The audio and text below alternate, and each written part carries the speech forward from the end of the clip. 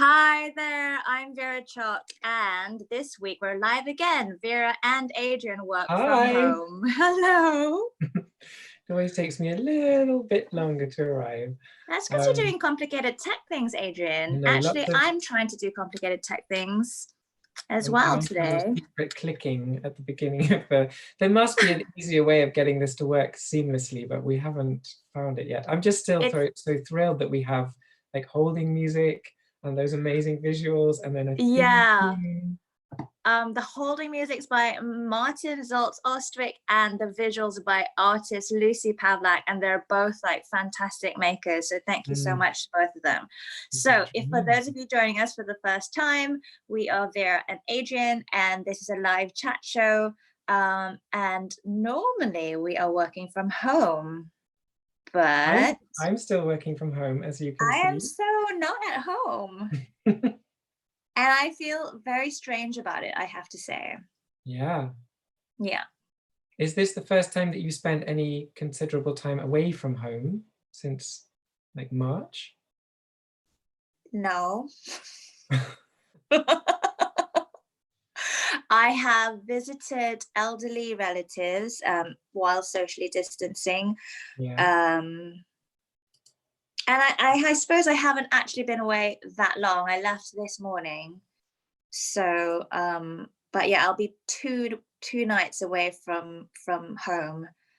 And not am I only not at home, I'm not in London, I'm not in England, I'm not in the EU. Wow, well, neither am I. So as of like last week, I think. Oh God, what happened last week? I've been avoiding the news. I don't know, there were all these messages that came up when I went on Twitter saying, prepare, we have now left the EU. And I was like, what am I supposed to do about that? Where's the I didn't want it. The kit? Yeah, exactly. Yeah, we should all get a government prepared kit through the front door, shouldn't we? Yeah. Like things to do. It would probably involve a new passport and a flag, and that would be it. Maybe a bottle of water for emergencies. Hang on. Do I have to pay more money to get a new passport? Not until your passport runs out. Good. Yeah. Right. So today we have a special guest who's going to be joining us in 6 minutes. But before that, yay, that's the excited dance. So what can we say? Do we have a conversational starter? We've already started the conversation. We have started the conversation. I can run and I forgot to prepare. No, don't worry. So what actually happened is that we're going to do our little chat like now, and then we'll invite our special guest on. And this week it's Philippa Boyle, and she will leave it to her to tell us all about herself. And then we will have a Q&A session at the end. So you can ask us any questions about what we're going to discuss, or any questions at all, really, about why is the sky blue. I'm using a new device as well, so I don't actually know where to look, and it's all very difficult. Okay. Do I look a bit weird this week? By the way, again, to people who are joining us, you don't even need to look at the screen, frankly. No. We're not doing anything very interesting. It's just heads in boxes. It actually we've got very that sounds lovely really heads. creepy. It's not as creepy as that. Sorry, what did you Heads in boxes like 7 or something. Yeah, exactly. Content warning. Spoiler. Yeah.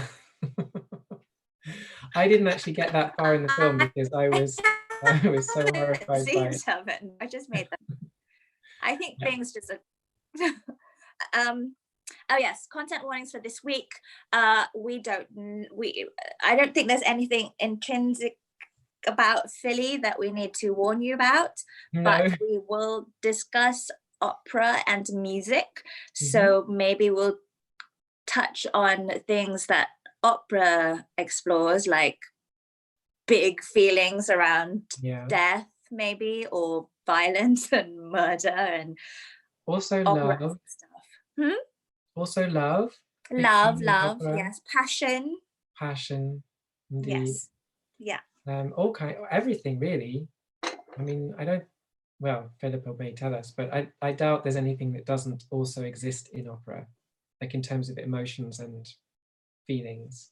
What do you mean? I mean, the opera contains everything you could possibly want to give a spoiler, like a content warning for. Right, yeah. Yeah.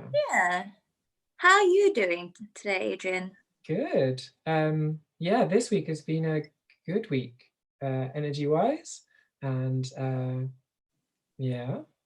feeling positive. Good. That's me. How are you feeling?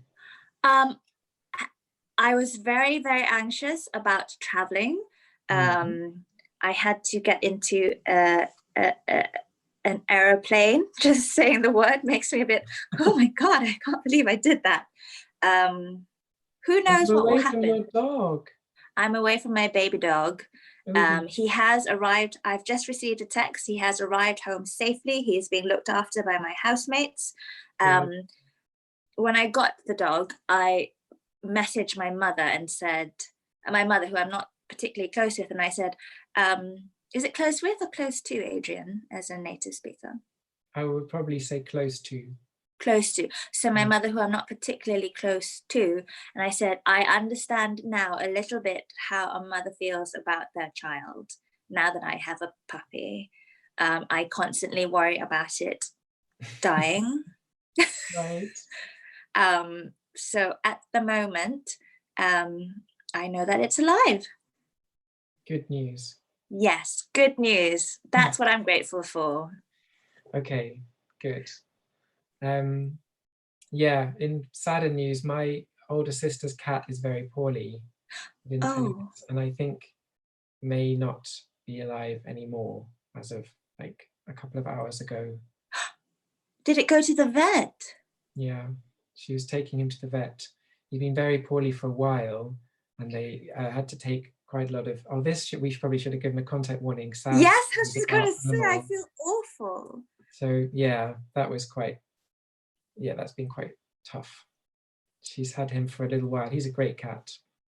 Oh, I was just watching some sort of animal rescue program on telly. I haven't watched television for a few weeks now, and I had some food, and I just scrolled through all the different language channels, and then ended up watching Animal Planet or something like that. Right. And Steve Irwin, do you remember him? Yes, I never watched any of his stuff, but I remember his name. Well, so I think his family, his wife and his kids have a new show together, like championing wildlife and the environment. So that's I would be interested in watching that if I had a subscription to that channel. Okay. But I will have to catch it while I am on this little. This is not a vacation, by the way, everyone. I want to make a declaration. I am here on work. So I'm doing the show. From work today. I'm working from work. I like that. It's good. No, I didn't coin it. You coined it. I should probably point that out. I think that's really good. And on that note, let's bring in our special guest, Philippa Boyle. Hey, Philly. Oh my God. Hello. Hello, thank you for having me. I'm very, very excited to be here. And I also don't know where to look. There we are. There we are. I feel like that's there at the camera. That's it. There we are. That's good. But then, I mean, oh, you're so gorgeous. I miss your face. I've missed your face too. Should I start by explaining how we all know each other? Yes. Sure. So, hello, by the way, my name's Philly, or Philippa, whichever you prefer. I am an opera singer. I'm a soprano. I like singing loud. I like singing high. I like singing about big, passionate things, as Adrian was saying, about love and death, and the more mundane sometimes, as long as the music is big. And Vera and I met in 2011. Can you believe? I was looking up now when we performed together in a show by a wonderful composer called Kim Ashton at Grimebourne Festival in Dalston, called The Boy, the Desert and the Forest. And after that finished, we collaborated again on another opera. Which opera? Sort of opera. I mean, it was amazing. Called Tom Saysher, The Man Who Abandoned the World, which we worked on for quite a while. We did many years. Well, we did a couple of iterations of it, didn't we? I think we did one at Grimebourne, one at the Barbican Pit Lab, one at Rough for Opera, and am I missing one? 1, 2, 3. Yes, we went to Wales, Dinnerver Festival. Dinnerver, yes. We went to Dinnerver. Mm-hmm. And we did one at Tete a Tete in King's Place as well. So it was really fun to sort of take a piece from its very inception and work on it and develop it and see it evolve. And it was super exciting. Yay. I say we haven't finished. That's me, everybody. I would like to say that I turned up before I met Philly. I turned up to this audition wearing a dress and tights, and no one had told me I had to do some movement, and I ended up stuffing my dress into my tights, which had a massive rip down around my thighs. Yeah. And I moved around the room like pretending to be a tree.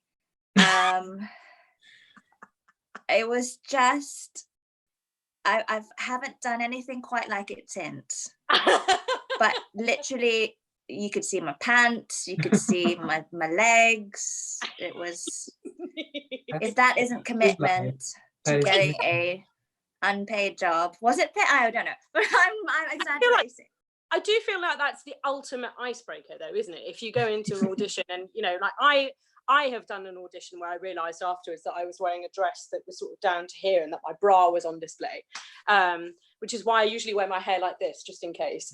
But I feel like if you've done that, you know, you're all friends after that, aren't you? I mean, that's... Yeah, just hike up the skirt, yeah. But I feel that you've always said very wise and interesting and knowledgeable things about everything, Philly. Goodness me, the pressure is on. Yeah, that's a very high pedestal that you are being put on. Don't disappoint us. I'll do my best. But I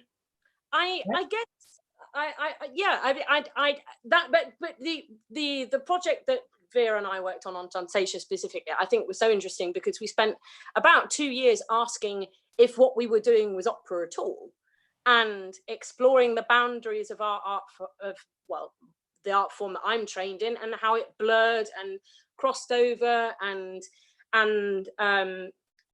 whether it had a limit or whether it didn't, and whether that mattered. And I found that whole process so refreshing. I have a vivid memory of standing in the Arcola tent, as it was, dancing up and down to Underworld's Born Slippy, wearing an evening dress. And I've never been so free in a performance in my entire life. It was amazing, absolutely amazing. Oh, I missed that one. I can't believe I didn't see that iteration of it. Oh, it was really fun. I remember it started with a we had people planted in the audience before the show started. We had people dotted around like friendly plants. Right? Yeah. Like moving trees like Vera. Yeah, exactly. And they had a quotation from Richard Brautigan, which has always stayed with me. And it was, "It's so nice to wake up in the morning all alone and not have to tell someone that you love them when you don't love them anymore." Yeah, that's right. Yeah. Oh, phew. But you also did, it was the same. I remember I saw it in Dinnervar, and you did the same thing there. I remember. It's beautiful. It's yeah, and to hear it sort of popping up unexpectedly from all different corners of the room, it really stayed with me. But yeah. What does that quote make you feel, Philly? Or what does it remind you of? It makes me, actually, it really resonated with me at the time because I was going through a breakup. Oh God, opera singer gets all personal. I was going through a horrible breakup, and actually, I know that when you say it for the first time, it can seem quite what's the word? Jarring. That's the word. But I remember coming back to it quite a lot. It's one of the reasons that it stayed with me, coming back to it time and time again and thinking, actually, you know, if you walk away from something that wasn't meant to be and you get your freedom back and you can learn to be your own person again, I think that's amazing. And so sometimes it is nice to wake up in the morning all alone because you don't have to have things that perhaps made you unhappy around you anymore. Does that make sense? Yeah, absolutely. That makes sense. I remember we used that poem. It's called Love Poem, and it's by Richard Brautigan. It's a poem in its entirety, and I used to give it out on little slips of paper at various events, and people would have quite extreme reactions to it. They would be like really joyful and celebrating either their love, their existing love, or their freedom, and it would sort of evoke a whole what's a good word? A whole range of reactions. And when people were able to speak it out loud and participate, there was so much jollity. It was like a celebration, and that's really what I loved about it. Yeah, definitely. I think, I'm sorry to keep talking about this project because it's how we met, and I loved it, obviously. But I think that there was it felt very cathartic, you know, and there's something about a mass participation like that, especially when it's spontaneous and unexpected and uncontrolled, that is really amazing, you know. But yeah, that's how we started, and I guess I came to it from an operatic background, obviously, and I started with the music, and then through Vera, I learned about Brautigan, and I learned about learned about the character, I learned about Yukiko, I learned about this specific play, and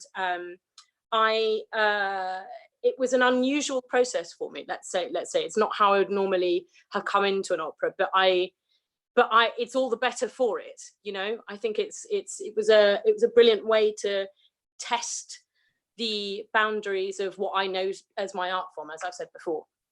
But and what do you think that seeing how actors work has changed the way you work? 100%. I think I have quite an unusual background for an opera singer in that I went to university in the UK. I mean, I sang a lot when I was at university. I had a scholarship to sing, and I didn't do a music degree. I did Latin and ancient Greek, completely different. And then I moved to Rome for 4 years. And so I decided not to train in the UK at all, but moved to Rome. And so those 4 years were about growing up and learning Italian and learning Italian opera and Italian music and everything that comes with that. And so there are facets of the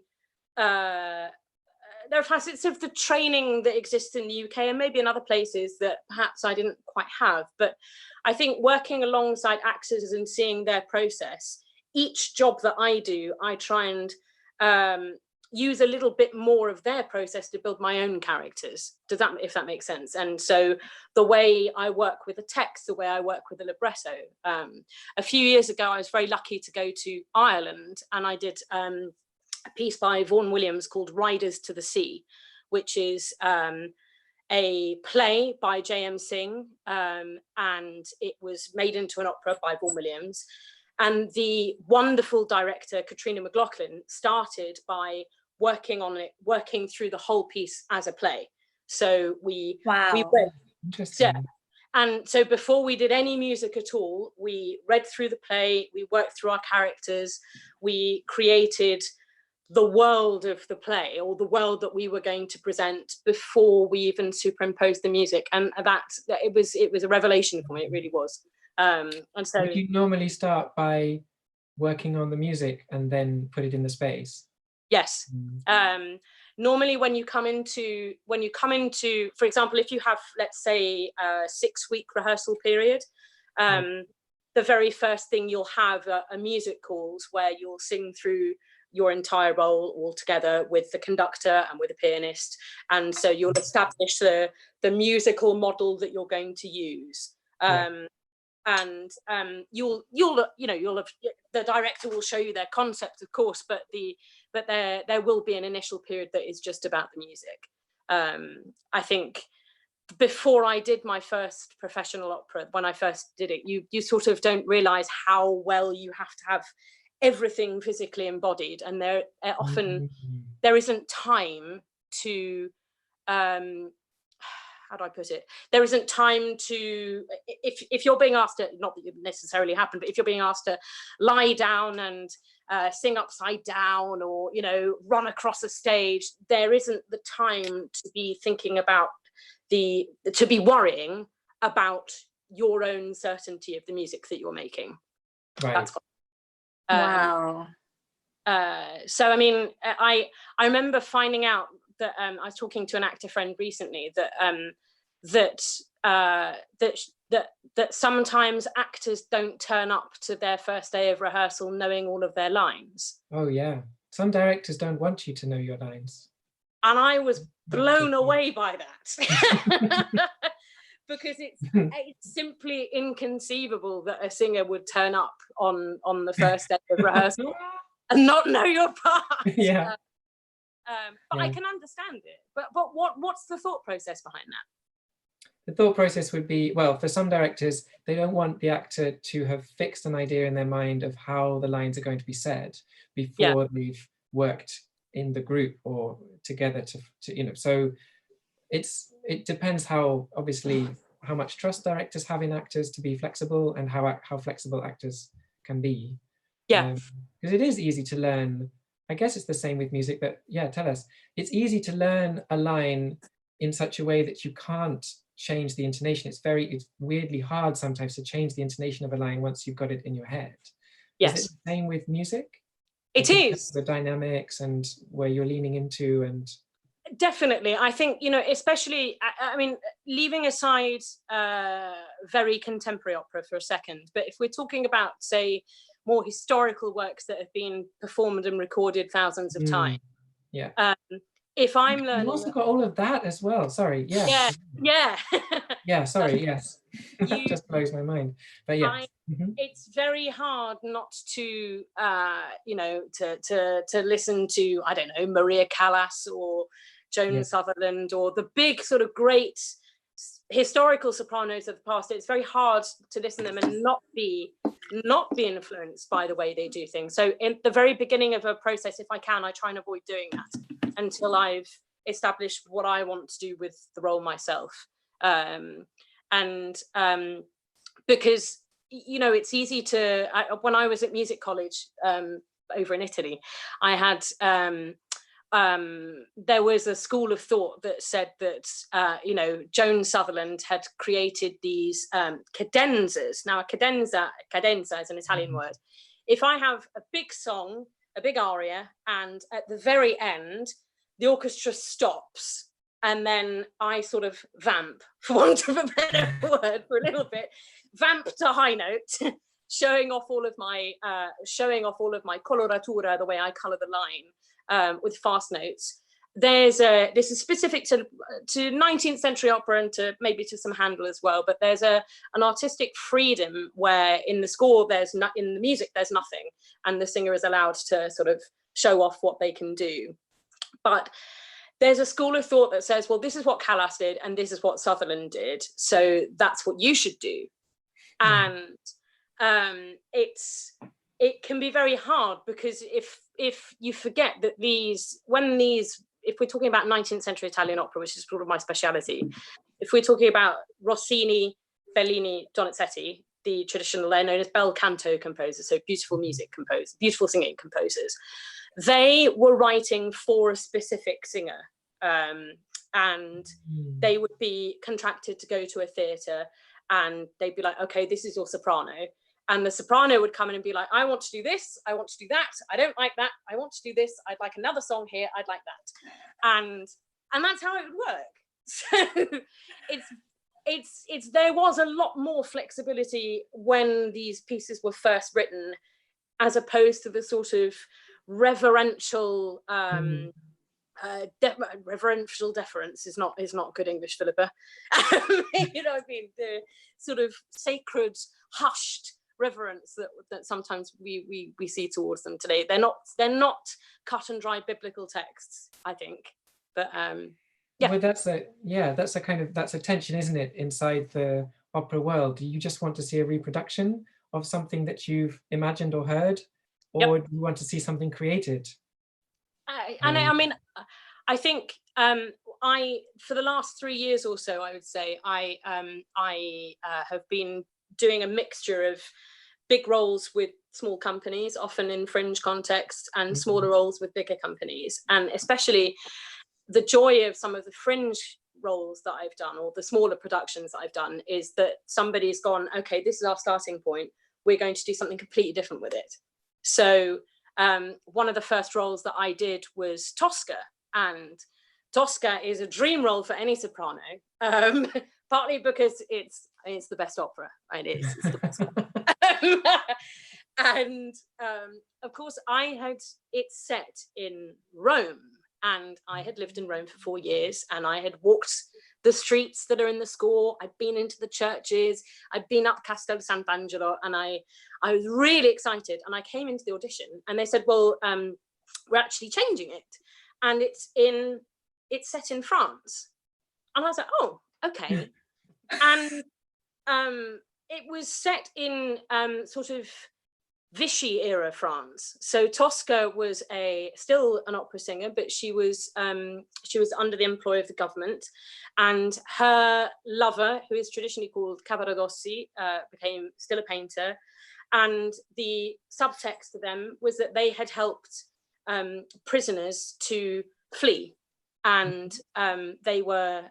It's a different world in a way from what a traditional production of Puccini's Tosca would be. And it was in English, and it was reorchestrated, but it was incredibly powerful. And it was the same characters and the same relationships and the same themes, but at the same time, it became a wholly different work in its own right. And I think that in itself is something really exciting to play with. And I guess the same thing happens in straight theatre as well. Yes. Yeah. I mean, Vera probably knows more than me how that works. But I would have in theatre, you don't have so many recordings.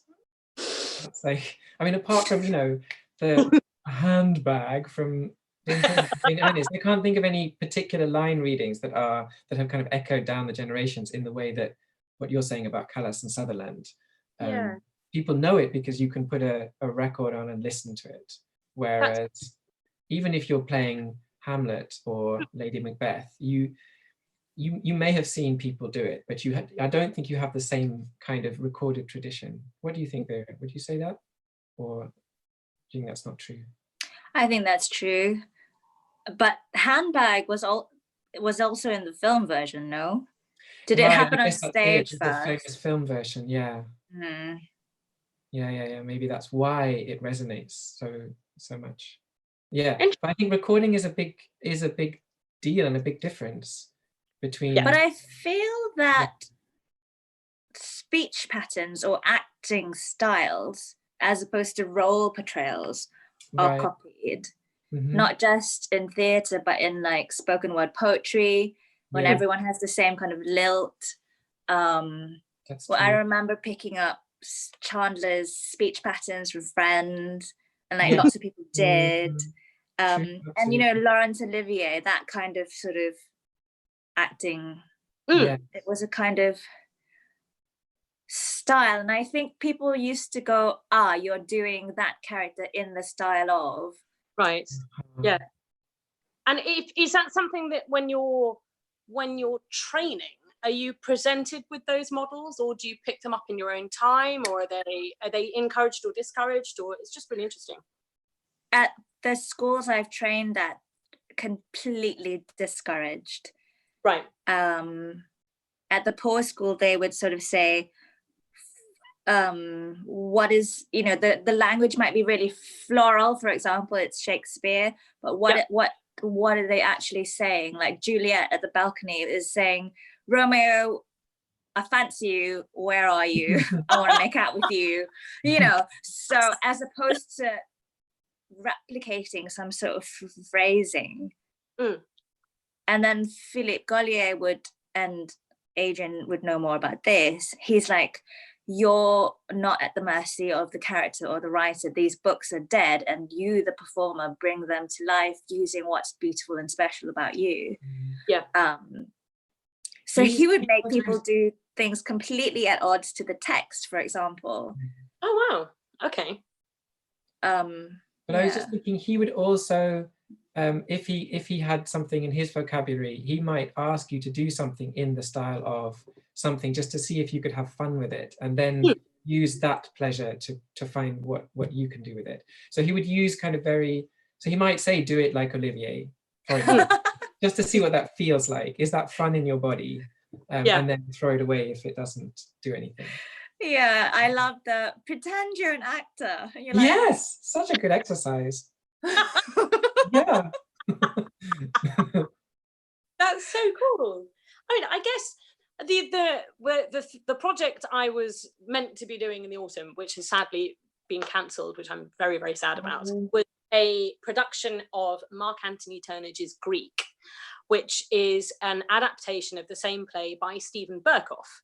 And I did it back in 2018 with the same production team as we're going to do it in the autumn, with English Touring Opera, who took our production, bought it, and we were going to go around the UK with it. So we were all very sad. But it was different for me, partly because instead of playing a sort of woman who has suffered great tragedy, I was a middle-aged woman, a slutty waitress, and a sphinx. And the whole thing is sung in Cockney. And it's amazing. And it's it was, that too was very liberating, because you know, partly because the director Jonathan Moore is a genius, and because he had adapted the libretto himself in '88 with Mark Anthony Turnage, so it was his sort of baby from that point of view. And it sort of, the reason I say it sort of ties in with what Adrian was saying, and we did have to learn a new, I mean, I speak like this, I mean, this is how I speak, and and we were, I think, 3 Londoners and 1 Glaswegian. So the amazing Glaswegian learnt, he is an incredible actor, Richard Morrison. He would walk around even in the break going, what's all this in aid of? Practicing the inflection, practicing the speech patterns and the cadence, so that then he could put that into his singing. Now, and the music is written incredibly sympathetically and to allow us to do that. But at the same time, I was like, you're incredible. But it's, I very much hope that we get to do it again, because it was a barrel of laughs, and I don't think I've ever had so much fun on a stage. And there's something very liberating about not just having to play, well, I have to be careful here, playing a woman playing something so different from the pretty woman who has suffered the things, or the injured, scorned woman who has suffered the things, being so like completely different. I watched quite a lot of EastEnders. I sort of pick up interesting things, and you don't often get the chance in an opera rehearsal where the director goes, okay, now be a middle-aged woman, go. And you're like, all right, I guess it's a bit like this, and you sort of weigh yourself down. Really, I'm a middle-aged woman. You are not a middle-aged woman. I did, yeah. I did, yeah. What's all this about? You sort of throw yourself into it, and you give a version that then the director can play with. And maybe that's the closest to an actor's process that I've had. But yeah, I loved it. It was really exciting. I think anything that sort of in life or for a performance, this, you know, all the wisdom that's coming out is applicable for like day-to-day stuff. Like anything that shakes you out of the familiar or like the safe territory where you don't sort of take risks, or when you're not open to other people and things happening, that's a good thing. And obviously it has to be done within a safe context with people you trust. But you know, I am very aware when I kind of fall back onto things that are safe because I'm too tired or too scared or too mostly too scared to sort of try, really risk to be open. I think that's true. I mean, I remember we have to answer questions. Really? We need to. We promised that we will answer questions. Yes. Oh my God. Here we go. No, don't worry at all. So we've got questions I feel from. bad because I could just listen to Philly chatting for hours. I could listen to Philly chatting a lot. Sorry, chappa. Adrian, because of my new devices, I'm not entirely sure that I can see all the chat, but can you There's some present discussion of the absence of a pineapple. I don't know what we're talking. I don't know. Yes, I don't understand. I know that symbol of the City of London. They were given. Oh, pineapples! Is it because I'm Chinese? It's because pineapples are around Chinese New Year. You see a lot of pineapple. Actually, maybe not just Chinese New Year. Just it's sort of because they're golden, and if you have a pineapple, it's like to do with prosperity. I didn't know that. I didn't know that either. Okay, good thing to know. And pineapples. Learn something new every week. Symbol of the City of London, Philly. Yeah. If I took a friend a couple of years ago up to the very top of St. Paul's Cathedral, which is a very fun thing to do, and at that eye level, you could see a massive plinth with a golden pineapple on the top. And my friend, who is an American tourist, said, "What's that doing there?" And I said, "I don't know."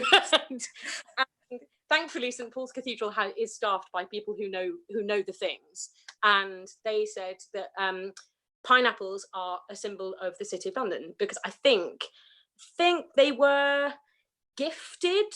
I feel like they were gifted to Queen Victoria. Somebody must correct me on this. I don't know. I feel like they were gifted to Queen Victoria. But if you walk around the Square Mile, there are loads of pineapples in. I don't know what that means. Imprinted. Yes, there we are. That's the word. Imprinted. Stop. There we are. Pineapples. Okay.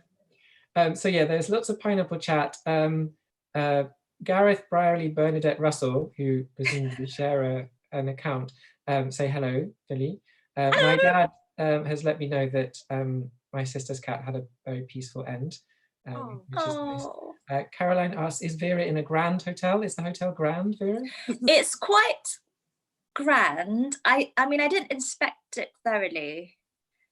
I don't think it's that old a building. It is in the style of an old building. But it is incredibly central. And so I am very close to beautiful architecture where there's like golden domes, you know, things that you kind of imagine when you I don't think you of... told us where you are. Do you want to tell us where you are? I don't know if I want to tell you where I am. Where do you think I am, Philly? Golden Domes. I feel like that's either Russia or Turkey, or I love your thinking face. I'm in Kiev. Oh, I'm not far off then. Not far off at all. But I haven't looked this up yet because I've come to this place completely unprepared. But I used to spell it K-I-E-V, and now you see it as K-Y-I-V. And I'm sure. I didn't know that. K-Y-I-V. Oh, okay. I have never seen that. Okay, interesting. Yeah, I think it's a recent-ish thing, but I feel. Is it a new transliteration? I don't know. I have seen both, and obviously, like, I remember eating chicken Kiev. Is that? Oh my god! So I saw chicken Kiev on the menu, and I was like, childhood staple. Oh. Yeah, that would be interesting to find out about whether chicken Kiev really is from Kiev or whether it's been imported back in because it's called chicken Kiev and people go there expecting to eat it. Maybe. That would be interesting to know. Okay, more questions. Would you ever revive Tonsesha? Shira asks. I feel that it's not over, so it's not really a question of a revival, but as return to the work? It's just a new iteration, really. We never finished making it, and it felt always from the beginning sort of a collaboration, and in a very unusual way, because when we worked at the Barbican, we worked with the lighting and sound designers, and less so with the performers. We were like, come on, let's like play with light and sound in a way that I've never done before in any production. And we had all this technology to play with, and it was so wonderful to paint with sound and light. Yeah. You had those amazing sort of what are they called, like sampling pedals, where you would speak a bit of pedals. Loop pedals, there we are. Sampling pedals. God, such a Luddite. It kind of is, isn't it? I mean, that's so much from each other. I think just sort of we gave each other space to observe the working practices of different kinds of artists. Very sadly, we have 3 minutes left of the show. Oh, sorry. Yes. Oh, Kevin Shen has got a question. How many bathrooms do you have in my hotel room? How many? I've not been in a hotel room which had more than one bathroom. Yeah, that does sound like I mean, then it becomes a suite. That's extremely grand. That is extremely grand. No, a suite simply means that the sitting area is in a separate area to your bed. Okay, but I mean, if you've got 2 bathrooms, you wouldn't just, why would you have 2 bathrooms if you just had a standard hotel room configuration? I feel like as soon as an extra bathroom is added, it implies other rooms.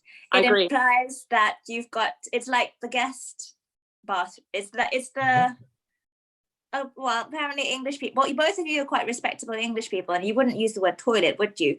Like a bathroom is a place where you have a bath, but if you had like a restroom, is that what would you say? Like that's an American. Yeah, but the U way of saying it is loo, I think. Loo. Yeah. That's such a stupid word. It is. I quite like water closet, but nobody uses that. Water closet. I think sounds something like a place where you get waterboarded. Oh goodness. Oh no, yeah, no. I like the idea that it's just a cupboard which you open and it's full of water and you can put a glass in and like. But I think in France you can say le water, which comes from water closet. Oh, okay. I have a feeling I came across that in France. I might be wrong, or Italy. Anyway, I don't remember now. So we've got 1 minute. Vera, do you have a joke for us? No?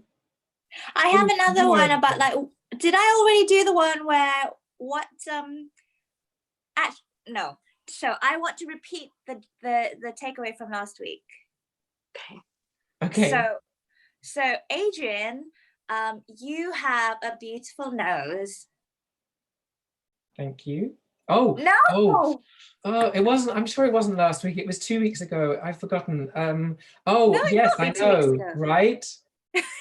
Is that it? So Philly, if so this is what we need to, this is a challenge. So whenever anyone gives you a compliment, you have to go, I know, right?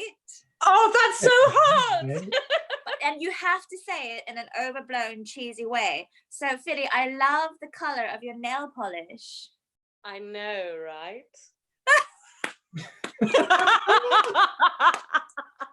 That was more of an invitation. Yes, it was. Wasn't it? Yeah. I was like, tell me more about my nail polish up in my very grand hotel room. With 2 bathrooms. Yes. Choice of bathrooms. Okay, we have to go. I know. We have to go. But thank you so much, Philly. And let us know about, I would love to see your Cockney opera. Yes. Let us know about any upcoming dates and we'll post them. And everyone, thank you for joining us. If you'd like to support the Omnibus and us, if you enjoyed the show, there's a link below to which you can, there's a link below, you can click on it and give us some money, because this money will go towards us and to lots of other independent artists. And yeah, that'd be so cool. See you next week. Bye. Bye.